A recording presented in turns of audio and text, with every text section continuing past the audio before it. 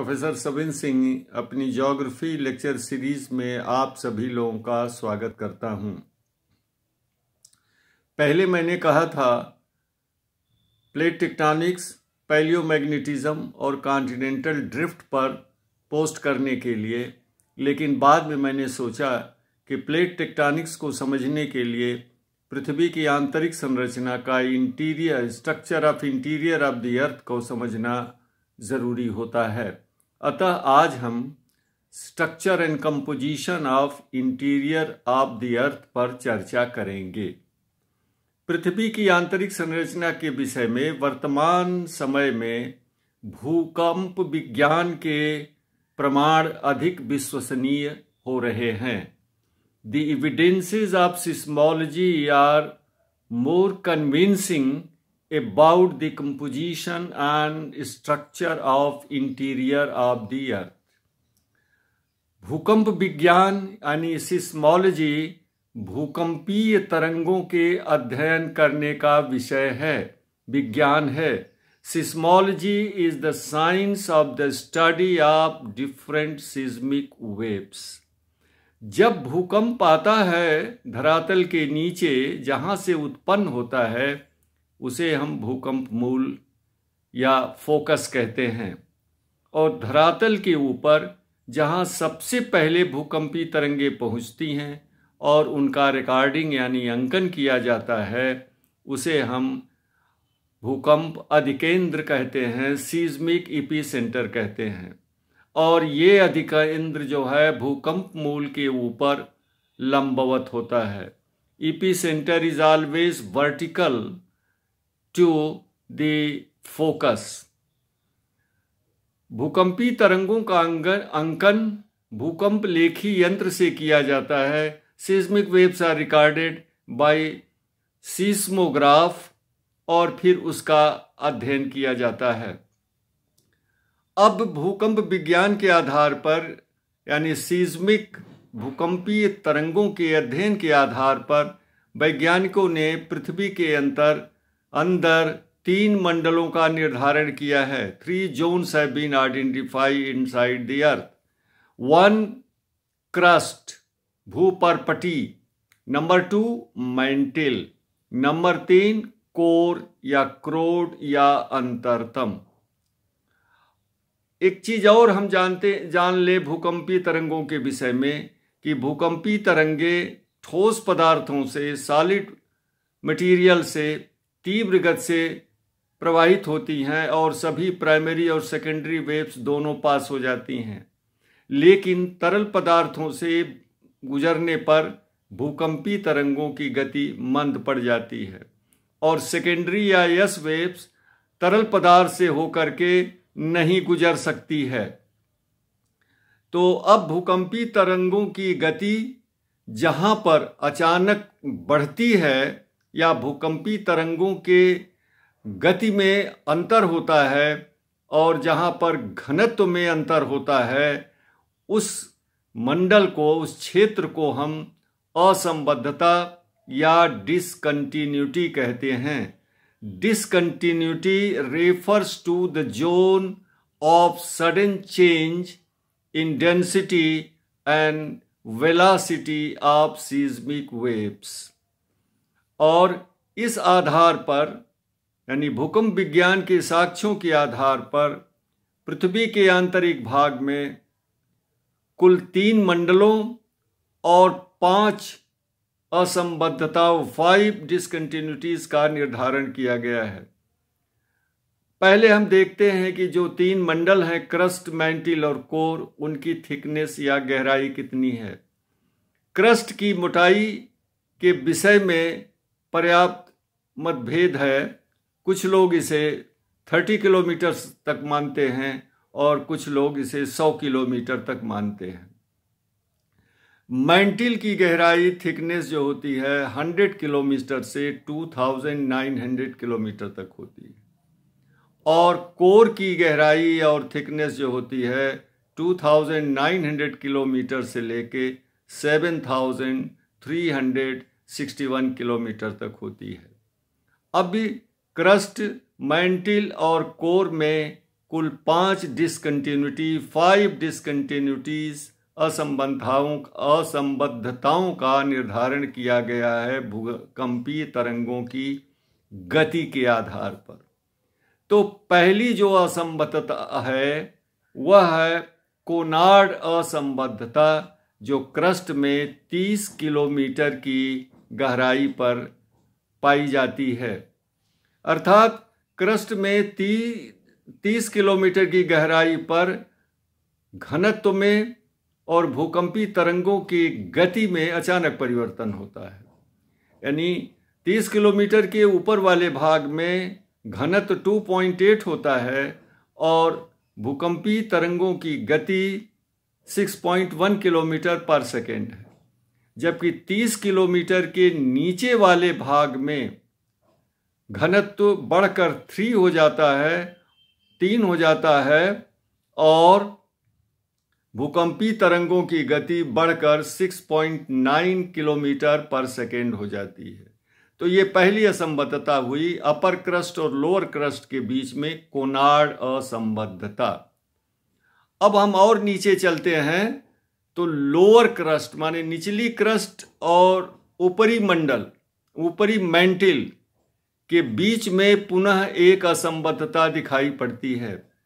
The second discontinuity is between the lower crust and upper mantle at the depth of around 700 kilometre से ऊपर, यानी 100 kilometre पर, 100 kilometre की गहराई पर ये दूसरी असंबद्धता होती है, जिसको हम मोहोरोविकिक डिसकंटिन्यूटी या मोहोरोविकिक असंबद्धता या शार्ट में मोहो असंबद्धता कहते हैं।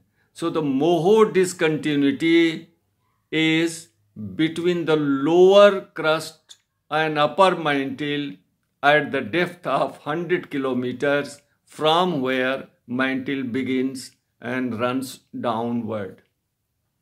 अब हम 100 किलोमीटर से और नीचे की ओर चलते हैं मैंटिल में, तो इसके भी 2 भाग हो जाते हैं मैंटिल के, अपर मैंटिल और लोअर मैंटिल, और ये जो डिवीज़न होता है वो 700 किलोमीटर की गहराई पर होता है।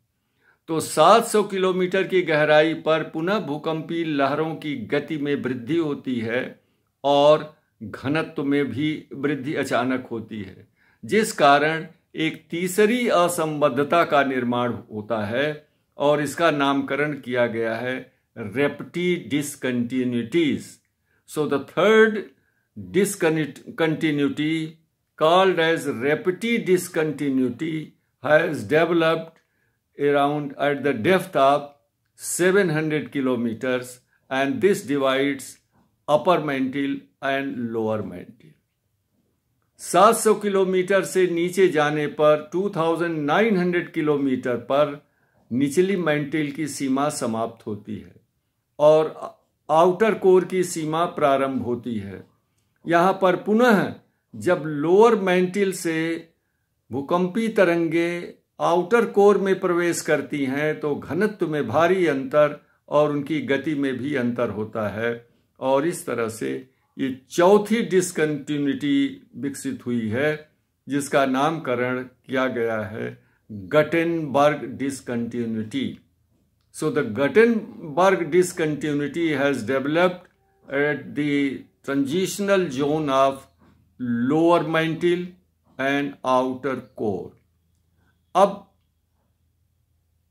2900 किलोमीटर से 7361 किलोमीटर की गहराई वाले भाग को हम कोर कहते हैं, लेकिन भूकंपी तरंगों के आधार पर कोर को भी 2 भागों में विभक्त किया गया है, outer core and inner core, और ये विभाजन होता है 5100 किलोमीटर की गहराई पर।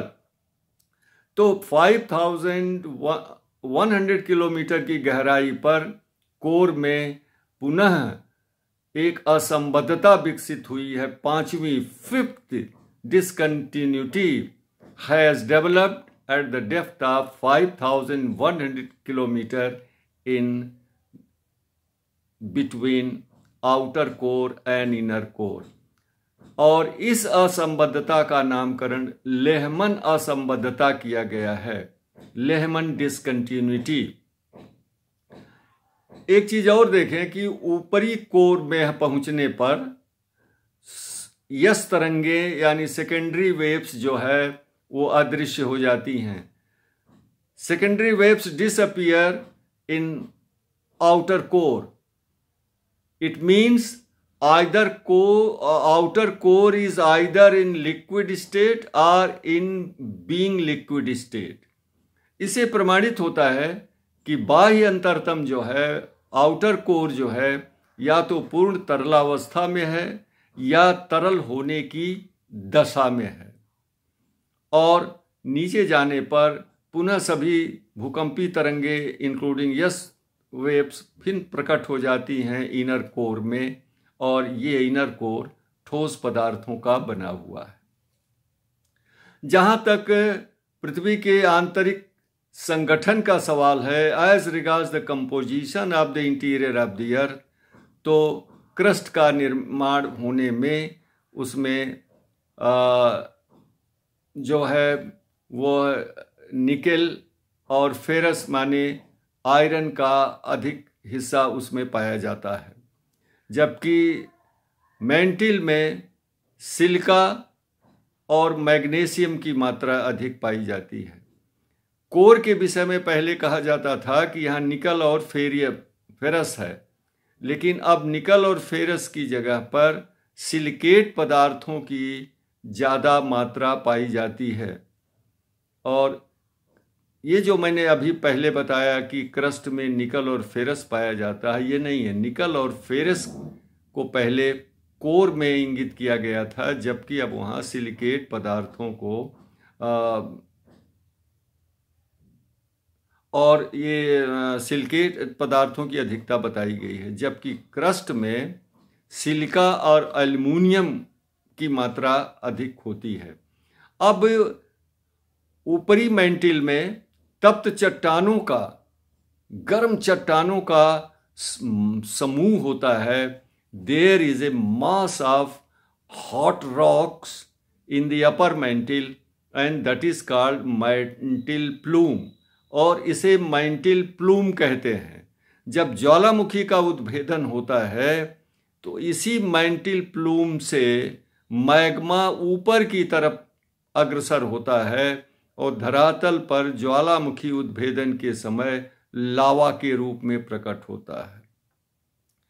ऊपरी मैंटिल में और एक और घटना जन्म लेती है, और that is the origin of thermal convection currents, यानी तापीय संवहनी तरंगों का जनन होता है ऊपरी मैंटिल में।